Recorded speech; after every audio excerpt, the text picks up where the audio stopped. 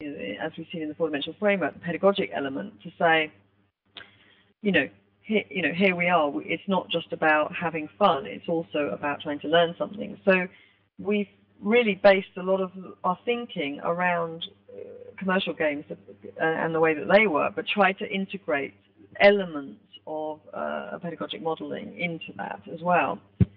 So what we have realized is how important fun is in terms of making a successful game.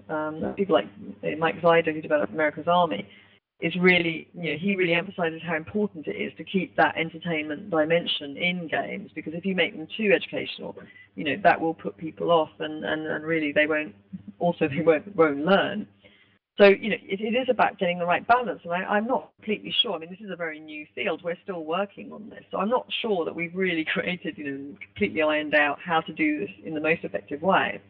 But we have actually at least begun to develop the tools, and I think we have seen some very, very engaging, serious games emerging as a result of not just our work, but also, work that's going on in a wider context.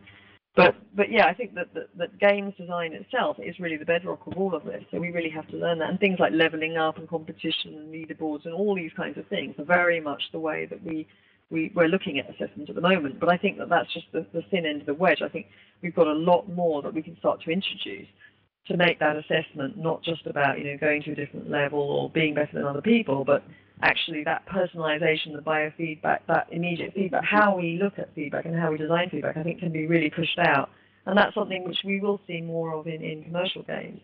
But I think serious games might start to lead some of that research, and that's what's also very exciting about the field, is that serious games is almost becoming the kind of the R&D department for commercial games. It's the engine of innovation at the moment, and that's been very exciting to see, because we had no idea that we were going to start to have that kind of impact on commercial games. So it's interesting how these things reconnect.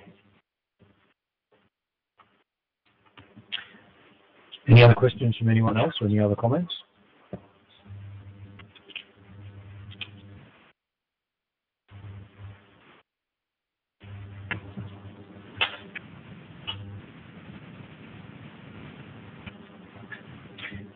Okay, then, Sara, we might bring this to a formal close, if that's okay. A couple of people might want to hang around and they might want to ask something, but certainly we just want to thank you, Sara, very much for doing this from over there in Italy.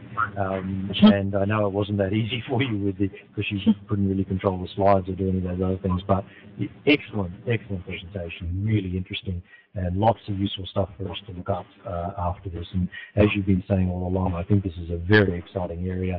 I think it's one that gives us a lot of room for thinking about what we currently do, and then how we might move forward into the future on this. So we really appreciate you giving your time to participate in this webinar series.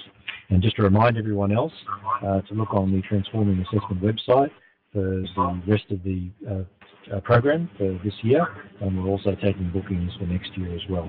So thank you very much, Sara, and thanks very much everyone for participating today. So it's goodbye from me. Thanks, Jeff, and thanks for everyone for coming. And I'm going to go and do some shopping now, because I've got 1 hour before I have to fly back, and I really have to get some more clothes.